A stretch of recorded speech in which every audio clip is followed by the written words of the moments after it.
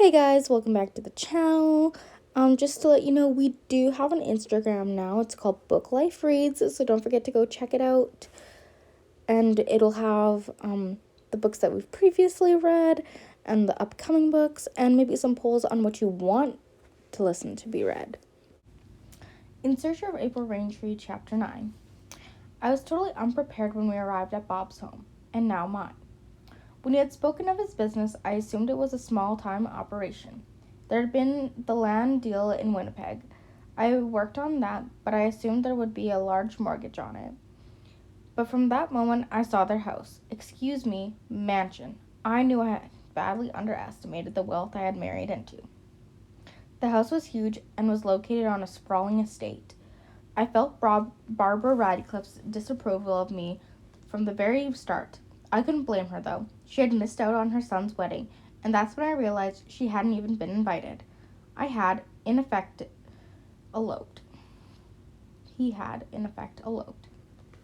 She was, however, very polite to me and extended a gracious welcome to their home. Somehow, I had the feeling I had landed in another foster home. I was even subtly ordered to call her Mother Radcliffe, although at times I thought of her as Mother Superior, and religion had nothing to do with it. I was entertained a great deal, and in turn we were invited to social events and theaters and concerts and dinners and clubs. Because it was all new to me, it was quite thrilling. I had plenty of moments of being nervous and tongue-tied, committing social gaucheries. I was forever wondering what the other woman thought of me. In all fairness to Mother Radcliffe, I must say she taught me all I hadn't learned from my long-ago books. She took me on shopping excursions and on twice-a-week appointments to her hair salon, always giving me advice in a detached way. Although we spent a good deal of time in each other's company, we never did become close, never joking and laughing together. Her laughter seemed reserved only for those on our social level. I was used to wonder what Bob's father had been like. He must have been a good-humored man because Bob was so easygoing. As for Bob, we got along very well. We had none of the problems which face most newlyweds. No hassles over finances or work or even in-laws. I suppose because of my childhood, it was easy enough for me to play second fiddle to a woman like Mother Radcliffe, even to the point of allowing her to run our lives. By November, it occurred to me that it would be nice if Cheryl could see how right I had been in my decision to marry Bob. I checked with Bob to see if it would be okay for her to come for Christmas holidays. He thought it would be a great idea and urged me to phone her. I did and was surprised that she accepted, just like that. I found out on the phone that Nancy had moved in with her. I thought once again that Cheryl didn't belong with a bunch of native people. Then the other thought struck me. Not once had natives been discussed in this household. Mother Radcliffe had resented me simply because Bob had married me without her approval. What would she think once Cheryl came? And Christmas times were gatherings. What could all the others think? I should have thought twice about inviting Cheryl to visit. I wanted to show off to her so much that I'd forgotten that, in turn, I would have to show her off to these people. I looked over at Bob, who was smiling at me. If it didn't matter to him, why should it matter to me? Still, I felt that perhaps Cheryl's predictions would come true. If Bob were ever forced to make a choice, what would it be? In his mother's hands, he was like putty. I was beginning to realize that my Prince Charming had a flaw. Cheryl came on Saturday before Christmas. Bob and I went to pick her up at the airport, and when we arrived home, I was dismayed to find that Mother Radcliffe had some of her friends over for dinner. I watched her face for a reaction when Cheryl was introduced, but there wasn't any. It was the same as when I had been introduced 5 months earlier. Gracious but cool. I showed Cheryl around the mansion after dinner, and although she was complimentary, I could tell she wasn't at all impressed. I was piqued. She was so religiously Métis. Every minute we were alone, she would talk about the Friendship Center and the program she and some other counselors had started for teenage Native girls. She loved what she was doing, though, and that was great. It was when she criticized my lifestyle that I got on the offensive. What you aim to do is very commendable, Cheryl, but I can't see you changing a whole lot of people. You may turn a few lives around, but they're not the ones who are going to make an impression on the rest of the population. It's the ones who are dirty and unkempt and look like they've just gotten out of bed with a hangover and who go to your neighborhood department store. They're the ones who make a lasting impression. Well, there are just as many people out there who are in that same state, Cheryl shot back. It's not the same. I don't remember the white ones. I only remember the drunk natives. It seems to me that the majority of the natives are gutter creatures, and only a minority of whites are like that. I think that's the difference. I still think our project with the native girls is worthwhile. Damn it, April, why do you have to be so prejudiced? She exclaimed. I'm not prejudiced, Cheryl. I'm simply trying to point out to you how I see things. Through a white man's eye. Maybe so, but that shouldn't be an advantage to you. How many white people would honestly tell you what they think? I don't want to discourage you completely. Helping some of the teenage girls avoid the native girl syndrome thing is certainly worth the effort. Remember Mrs. Semple telling us about that? First you do this, and then you do that, and next you do this, and next you do that. And she had our whole lives laid out for us. Well, we fooled her. But the thing is, you'll never change the image of the native people. It would take some kind of miracle, I said, attempting to lighten our conversation. This was how our private talks went, and I was grateful that Cheryl kept the native subject private. As I expected, we had a full social calendar over the Christmas holidays, and I tried to coax Cheryl unsuccessfully to go shopping with me for evening gowns I was sure she would need.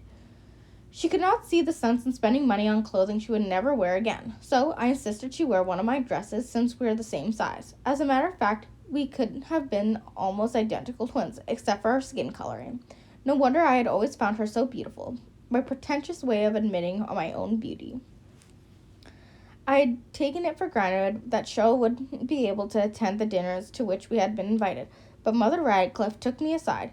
Actually, she summoned me to her study and informed me that it would cause upsets to have an uninvited guest. She also stated that Cheryl would feel out of place, and although I agreed and understood, it was unthinkable that I would leave Cheryl alone. Mother Radcliffe pointed out that we were giving a New Year's party, so Cheryl would not be left out of all the festivities. I left her study wondering how much of this I was going to tell Cheryl.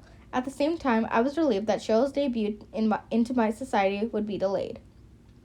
When I made my explanations to Cheryl, she made it easier by saying it was all right because she hadn't really wanted to go to the big fancy gatherings anyhow, and she was relieved to be able to avoid them.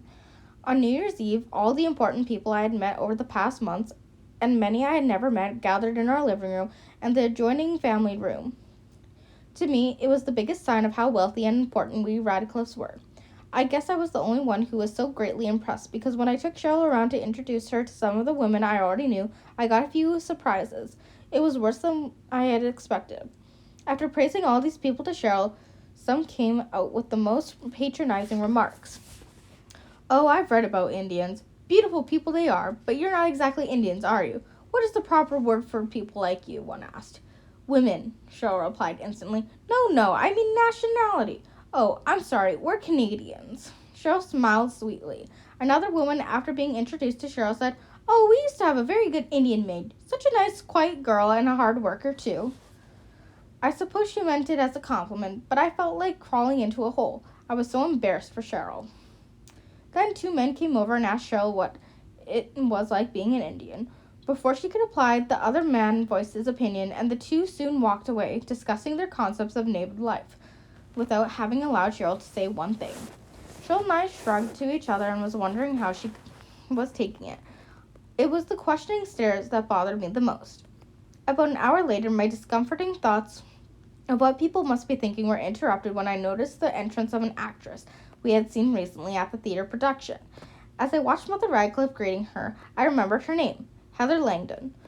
She seemed to know Mother Radcliffe quite well. I saw Heather look around the room in anticipation, and I noticed the satisfied look on her face when Bob appeared and kissed her on the cheek, when they looked like they knew each other even better. And I felt this twinge of jealousy and worry. Mother Radcliffe spotted me just then and indicated I was to come over. When I reached them, Mother Radcliffe said, April, I would like you to meet Heather Langdon. We saw her play the other night, remember? Yes, I do. I enjoyed your performance, I said as I shook my hand as I shook her hand. That was the right thing to say to an actress. April, go find your sister. I'm sure she would like to be introduced to Heather. I was ordered and obeyed. And I obeyed. Strange, I thought, that Mother Radcliffe would want Cheryl to be introduced to an actress. I found Cheryl and brought her back to be introduced and noticed the exchange of looks between Mother Radcliffe and Heather. I couldn't read any meaning into the looks and shrugged it off.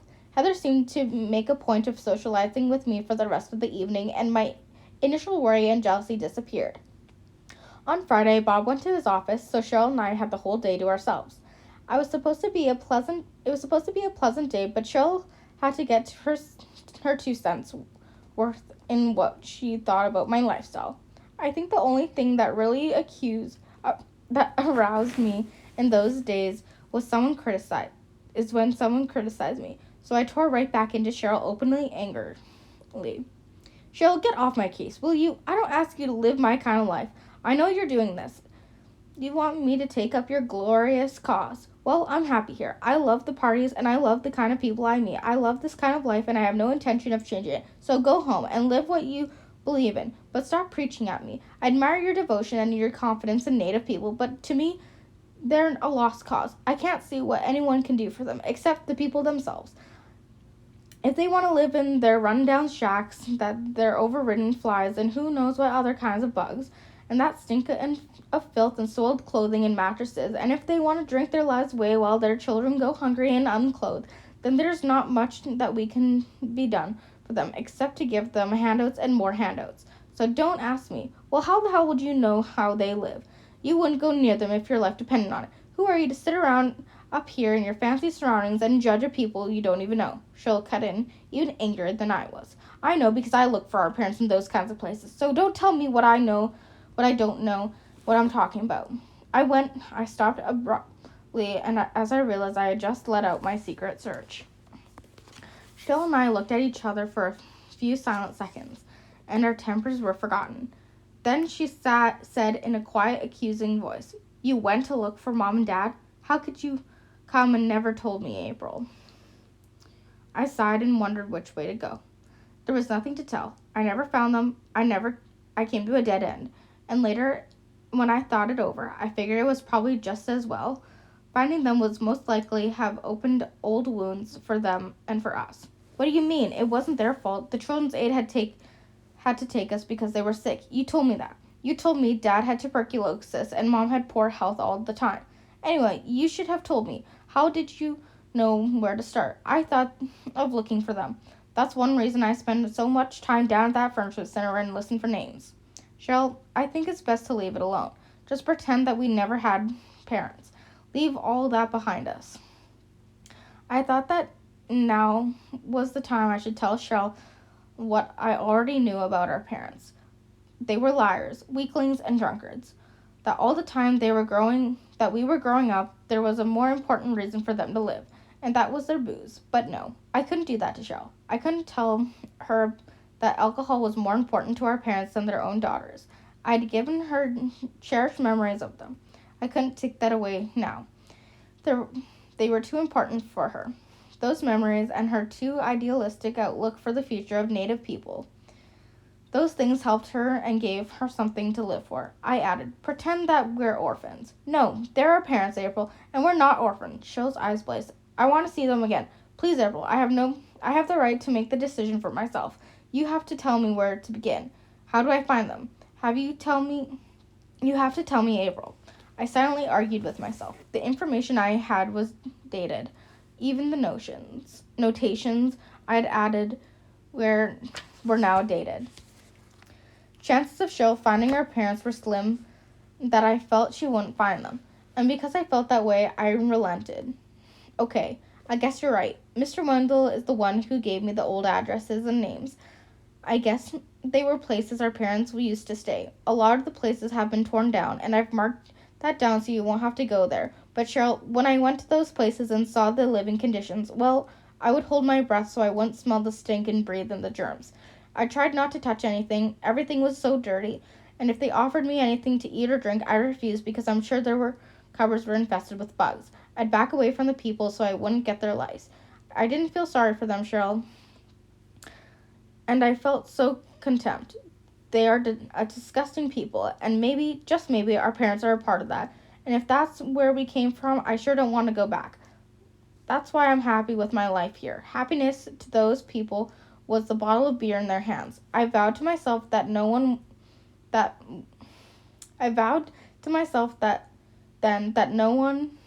way I was ever going to end up like them or live in a place like theirs. So Cheryl, if you want to criticize me for my lifestyle, then go ahead, because if I can help it, I'm not ever going to change it. Oh, April, I didn't know why you felt the way you did. I didn't mean to criticize you. I just wanted to rouse you out of your passive state. I just wanted you to be aware of who we are, what we are, and what's been happening to us. If you're referring to all that negative aspect of native life, I think it's because they allow it to happen to themselves. Life is what you make it. We made our lives good. It wasn't always easy, but we did make it, and we are responsible for our lives. I don't agree with you. We had a lot of luck in our lives. We've had opportunities in which other Native people had never had. Just knowing what being independent is like is an opportunity. But that's not the point right now. I still want to look for our parents, okay? I doubt you'll find them after all this time, but okay. I sighed and went over to one of my dressers. As I looked through the dresser drawers, I said, "They usually move from town to town, from what I understand. I think it's going to be a waste of your time." "Well, I've got to give it a try. Need some help looking? What do you need all these clothes for? I bet you don't wear half of them." "You're criticizing again. Here we are, my shoebox. Now, this is classy, isn't it?" I held up an old shoebox where I had hidden my past away. Cheryl looked through the papers and asked, "How come you kept all this stuff if you weren't planning to ever look for them again?" "I don't know. Some deep, profound motive, I guess. Maybe my last link with my parents. Who knows?" We copied the names and addresses down, and Cheryl said confidently, "When I find them, I'll let you know. Wouldn't it be great to have a family reunion?" I smiled. Nothing could be worse. This time, when Cheryl and I parted at the airport, I knew it was more realistic to acknowledge there would never be complete honesty between us. And then again, as long as my mouth kept running over, I just might reveal everything I had tried to protect from her. But knowing Cheryl had not hidden any aspect of her life from me made me feel inferior to her in that way. She was so fearless. Me, I was a coward, and I knew it. Cheryl never worried about what other people thought about her. Only what she thought about them mattered. Cheryl was that stalk in the field of grain, which never bent to the mighty winds of authority. At the same time, that stalk would bend to the gentle breeze of compassion. That was Cheryl.